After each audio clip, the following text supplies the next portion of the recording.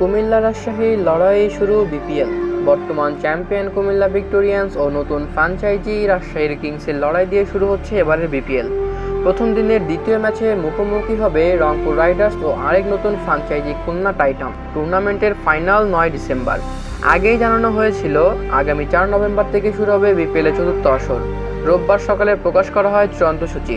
যথারীতি প্রতিদিন রয়েছে 2টি করে ম্যাচ।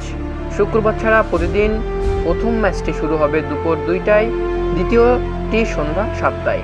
শুক্রবার প্রথম ম্যাচ দুপুর 2:30টায়, দ্বিতীয় ম্যাচ সন্ধ্যা 7:15টায়। ঢাকায় প্রথম পর্ব শেষ হবে 13ই নভেম্বর।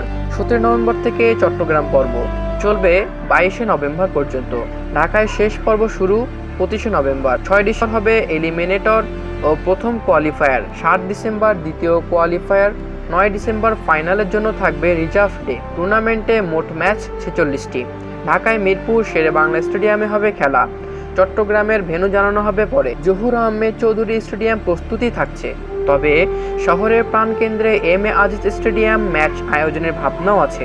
উইকেটের বিশ্রাম ও পরিচর্যাকে মাথায় রেখে এবার 2-3 দিন পরপরই রাখা হয়েছে একদিন করে বিরতি। তারকাদের আরও আপডেট পেতে নিউজ আলোর সঙ্গে থাকুন, লাইক দিন, কমেন্ট করুন। নিউজ আলোকে সাবস্ক্রাইব করতে বলবেন না। আরও ভালো ভালো নিউজ পেতে আমাদের সাথে থাকুন। ধন্যবাদ।